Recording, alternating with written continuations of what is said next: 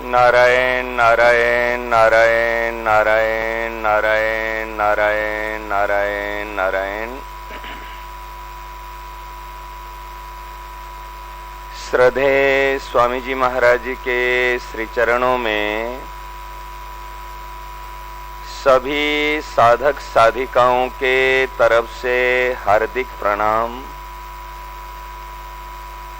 सभी सत्संग प्रेमी भाई बहनों को सप्रेम हरिस्मरण।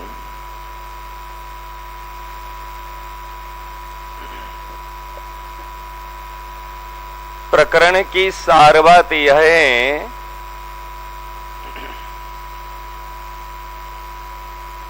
सृष्टा एक है, सृष्टि एक है। एक सृष्टा, एक सृष्टि, एक दृष्टि, एक भाव, एक विचार, एक लक्ष्य।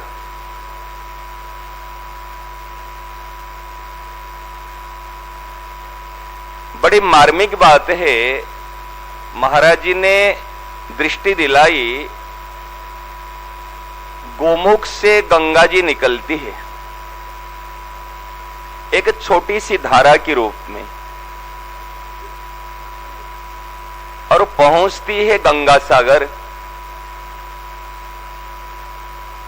गंगा सागर तक यात्राओं में अनेक बाधा विघ्न सामने में आती है।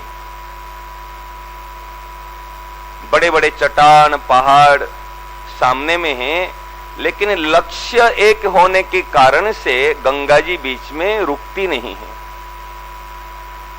नदियों का जल, नालों का जल, नर्दमा का जल साथ में मिल करके सबको लेकर के लक्ष्य की ओर चलती है।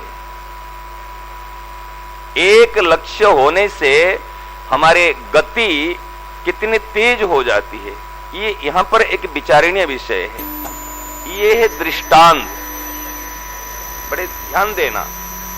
गोमुख से गंगा जी निकली और गंगा सागर कितनी दूर है? गोमुख और गंगा सागर दूरी कितनी है?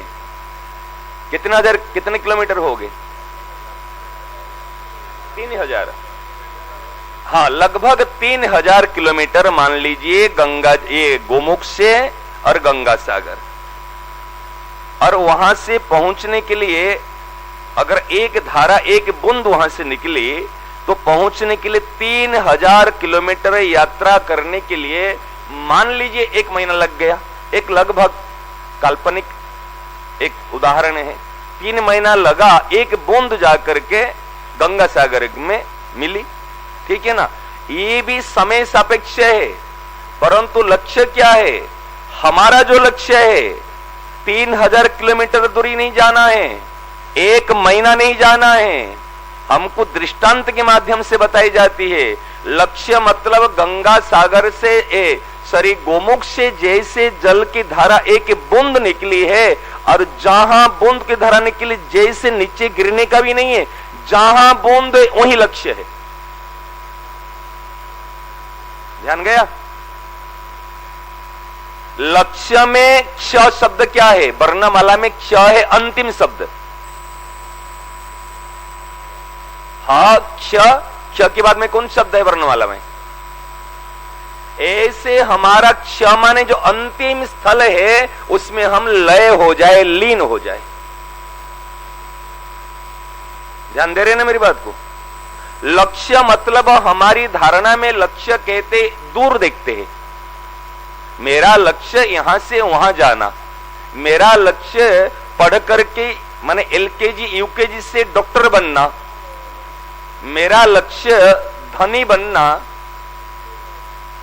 समझ रहे ना? लक्ष्य का मतलब एक बड़ी माने भूल साधकों के बीच में है। यात्रा और लक्ष्य शब्द का अर्थ हमने दूर समझते हैं। ध्यान देना, बड़ी मार्मिक बात। वास्तव में लक्ष्य और यात्रा का अर्थ दूर नहीं है, दूरी नहीं है, अचल। कल बात हुई थी ना, अचल में प्रतिष्ठित होना, जो चलायमान नहीं है, ये लक्ष्य है। लक्ष्य से यहां से वहां तक नहीं, जहां है वहीं आंख खोलकर देखने से दूर दिखती है, आंख बंद कर दो बिल्कुल वही दिखने लग जाएगी। यहां से वहां तक नहीं जाना है, जहां हो वो ही आपका लक्ष्य है। लक्ष्य में यात्रा नहीं होती, गति नहीं होती, गति रुक जाती है, दृष्टि रुक जाती है। ध्यान देना। और एक बड़ी वहम हमारे के अंदर के में है, जो साधक की बड़ी भूल रहती है, लंबे समय तक की दूरी नहीं होती।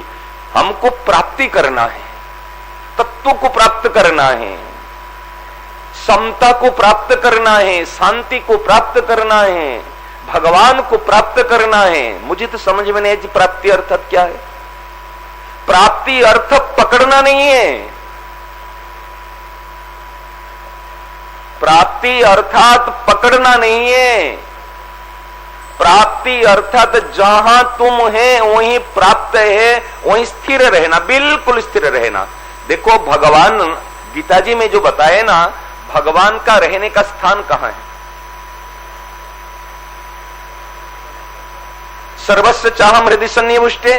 और आया देखो भगवान कभी गीता जी में कहीं पर नहीं कहे जे मैं अमुक स्थान में, अमुक मंदिर में, अमुक वहां रहता हूं। अहम आत्मा गुणाकेश सर्वभूता शय स्थित। आत्मा ही परमात्मा है, परमात्मा ही आत्मा है।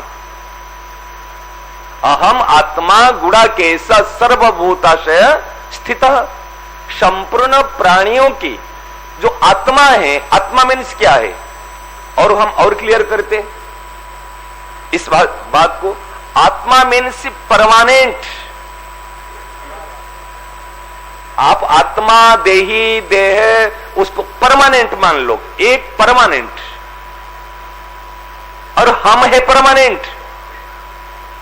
जब हमारी दृष्टि रहेगी परमानेंट, हमारा विचार होगा परमानेंट, हमारी भावना होगी परमानेंट, तो परमानेंट विचार, परमानेंट भाव, परमानेंट दृष्टि इक्वल टू परमानेंट स्थिति। आज हमने ये सती जी जो, हाँ पार्वती जी की बात क्यों कहते, सती जी की बात नहीं कहते। सती और पार्वती दो एक नहीं है। नाम है सती, लेकिन उन्होंने शंकर भगवान की आज्ञा नहीं मानी। परंतु पार्वती जो अपने सद्गुरुदेव की बात को नहीं छोड़ी। समझ रहे ना? सती होते हुए भी, नाम सती होते हुए भी उनकी दशा ऐसे क्यों हुई? आज उन्होंने अपने सद्गुरुदेव, अपने पतिदेव शंकर भगवान की आज्ञा को नहीं मानी। महाराज आप इतिहास उठा के देखिए, वास्तव में सत्य की, तत्व की, शांति की, समता की प्राप्ति उसको होती है जिन्होंने आज्ञा पालन किया। और आज्ञा ही सत्य है, आज्ञा ही सेवा है। आज्ञा समय कौन सी आज्ञा? मैं कहूंगा जे ऐसे काम कर तो उसको मार दो, ये आज्ञा नहीं है। आज्ञा सत्य की होती है। आज प्रहलाद जी, एक ने तो पिताजी की आज्ञा का पालन किया और एक ने पिताजी की आज्ञा का पालन नहीं किया। हमने बच्चों को एक बार बता रहे थे, उनको तार्किक दृष्टिकोण से साइंटिफिकली बताना पड़ता है। कोई बच्चा ने पूछा राम जी ने तो दशरथ जी की आज्ञा के पालन की और प्रहलाद जी ने पिताजी की आज्ञा मानी ही नहीं, तो हमको क्या करना है? आज्ञा माने ना नहीं माने, दोनों बात आती है। परंतु आज्ञा कौन सी है? जो सत्य से विमुख हो आज्ञा नहीं है, जो सत्य की ओर सन्मुख करा दे वो है आज्ञा। माने आज्ञा सत्य है, चाहे वो किसी के अंदर आ जाए, समझ रहे ना, वो पालनीय है। चाहे जो सत्य से विमुख करा दे, चाहे गुरु में आ जाए, चाहे मां में आ जाए, चाहे पिता में आ जाए, वो आज्ञा नहीं है। आज उन्होंने देखो, ये भरत जी ने मां की आज्ञा नहीं मानी। अनेक दृष्टांत उसमें, प्रहलाद जी ने पिता की आज्ञा नहीं मानी, गोपियों ने पति की आज्ञा। क्या है? भगवत सत्य का विमुख। आज सत्य में प्रतिष्ठित रही पार्वती, उन्होंने तजहो न नारद करोपदेशो, गुरु की आज्ञा को, सत्य की आज्ञा को, सत्य गुरु की आज्ञा, गुरु ही सत्य तत्व है, आज्ञा ही सत्य तत्व है। जो सत्य तत्व में प्रतिष्ठित रह जाए वही सत्य है, इसलिए सत्य को कभी छोड़ नहीं सकते। आज गोपियां और सीता जी पार्वती जी की पूजन क्यों करती है, कात्यायनी की पूजन क्यों करती है? क्योंकि स्वयं आचरण में उन्होंने ली ही, सत्य को छोड़ी नहीं। इसीलिए जिन्होंने सत्य का आचरण किया, जिन्होंने एक निष्ठा में अपने सत्य को स्वीकार किया, ऐसे आचरणीय पुरुषों की आचरणीय साधिका माने जो कात्यायनी है, उनकी सेवा करने से वो चीज हमारे में आ जाएगी। प्राप्ति माने पकड़ना नहीं है। देखो, दो स्थिति हमारे साधक के अंदर होना चाहिए। कैसे? जो प्राप्त होने के बाद में, मिलने के बाद में और कुछ मिलने की इच्छा नहीं होगी। एक आनंद ऐसा है जो मिलने के बाद में और मिलने इच्छा नहीं रहेगी। और एक स्थिति हमारे जीवन में आना ऐसा है, चाहे मैं स्थित होने के बाद में कितने बारिश आ जाए, कितने आंधी आ जाए, कितनी भी प्रतिकूलता आ जाए, तो हम इसमें विचलित नहीं हो सकते। मतलब परमानेंट में स्थित होने से वो आनंद मिला, और परमानेंट स्थित होने से ये जो टेम्पररी चीज हमको कभी भी विचलित नहीं कर सकते। और हम परमानेंट है और हम परमानेंट में हैं। ध्यान देना बात को, हम परमानेंट है और हम परमानेंट में हैं, और परमानेंट की तरफ दृष्टि जानी ही प्राप्ति है। दृष्टि जाते ही और कुछ भी प्राप्त करने की इच्छा नहीं होगी। और जहां परमानेंट में दृष्टि है तो टेम्पररी कितने भी कुछ हो जाए हमारे कोई फर्क नहीं पड़ेगा। ये ही जीवन है। बताओ महाराज, दृष्टि दो इस बात को। हमारे महाराज एक विचार है हमारे हृदय में, ये बात हम यूथ को कैसे गले उतार दें। आज यूथ जो परेशान है, युवक समाज परेशान है, डिप्रेशन है, जितने जितने आगे बढ़ रहे हैं महाराज, इतने इतने चिंता माथा बोझा में सुसाइड कर रहा है। रोज समाचार मिलता, देखो ये बच्चा यहां हो गया, ये ऐसे हो गया, ऐसे हो गया। कारण क्या है? सत्य से विमुख है। और सत्य कोई ज्यादा कठिन नहीं महाराज। अभी जो दृष्टि जाती है, मेरे को तो लगता है पूरे ब्लैक बोर्ड में एक एक चीज को करने का भी विचार है महाराज। मैथमेटिक तरीका से, लॉजिक, साइंस, साइंटिफिकल तरीका से ऐसे भाव आता है। क्योंकि ऐसे बोलता हूं ना तो कोई कैसे कैसे कहां दृष्टि जाती, ऐसे आंखों के सामने में हम जैसे मैथमेटिक्स है, लॉजिक है, ऐसे बता सकते हैं। ऐसा जीवन महाराज है। अरे दृष्टि दी गई गंगा जी की, ध्यान दे रहे ना, जैसे यहां से वहां। अरे ये तो दृष्टांत है। लक्ष्य मतलब यहां से यहां यात्रा नहीं है, जहां हो वहीं, बस इतना सिखा। इसका अर्थ नहीं जे पाठ छोड़ दे, पूजा छोड़ दे, नाम जप छोड़ दे, सेवा छोड़ दे। महाराज जी ने क्या कहा?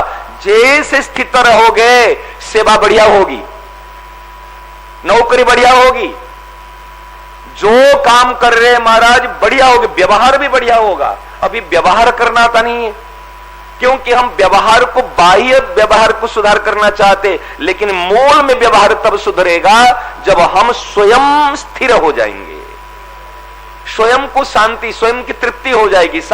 ये महाराज सहज स्वाभाविक ही है।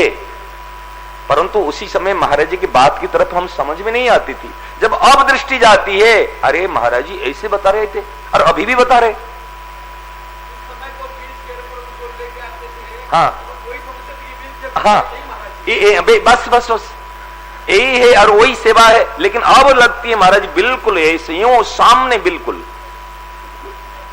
चलो, हे ना, हे मेरे ना, मैं आपको भूलू नहीं। हे मेरे ना, हे मेरे प्राण ना, कोई भी आपको भूले नहीं। हे मेरे प्यारे, हे मेरे प्राण प्यारे, कोई भी अपने आप को भूले नहीं।